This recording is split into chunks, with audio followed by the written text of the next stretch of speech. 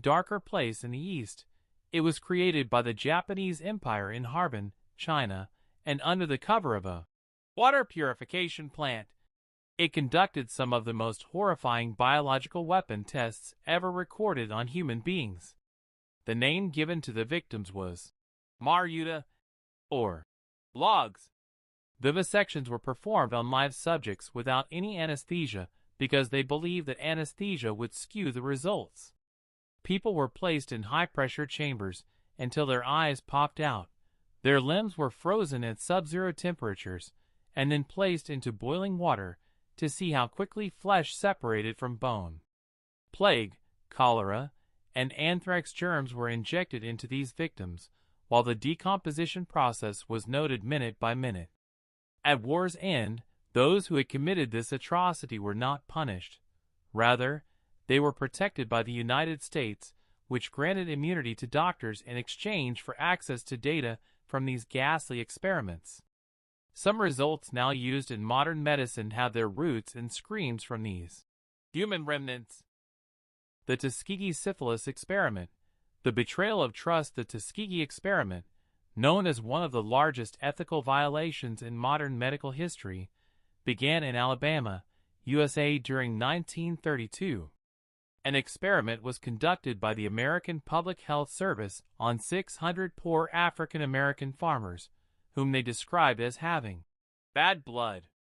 This experiment sought to study the effects of syphilis on the human body when left untreated.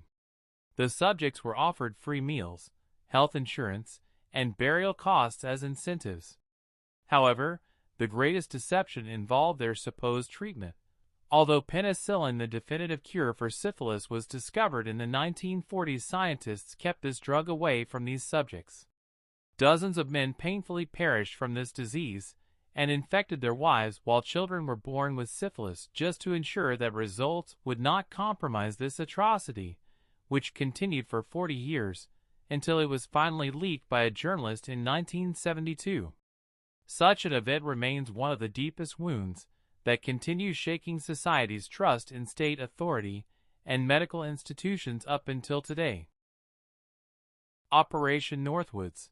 The false flag plan. In the early 1960s, the Cold War was at its height.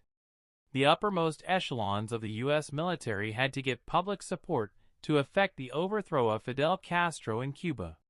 This secret plan was known as Operation Northwoods. The contents of this plan were horrifying. The U.S. Joint Chiefs of Staff proposed to explode bombs in U.S. cities, hijack planes, and even shoot innocent civilians on the streets of Miami.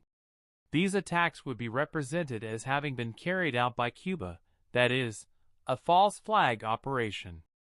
Among other things, blowing up a U.S. Navy ship near Guantanamo was included in the plans. The purpose was to manipulate the emotions and fears of American people into convincing them about war. When presented with it, President John F.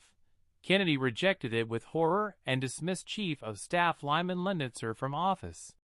If this had been carried out then, it would have been one greatest acts ever described as state-sponsored terrorism in history.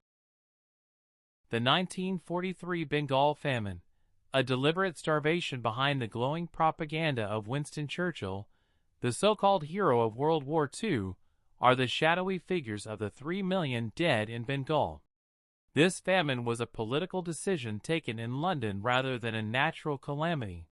The British government used the logistical needs of war as an excuse to export rice from Bengal to Europe and its troops in the Middle East. Fishing and commerce had also stopped because boats were destroyed in the area out of fear of Japanese invasion. While men were dying in the streets for a crust of bread, Churchill could ask if India's cries for help were genuine by saying, "If there is a famine, why hasn't Gandhi died yet?"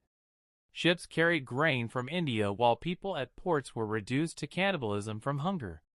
This is one among many tragedies showing how colonial powers could use up a nation to pay for their wars.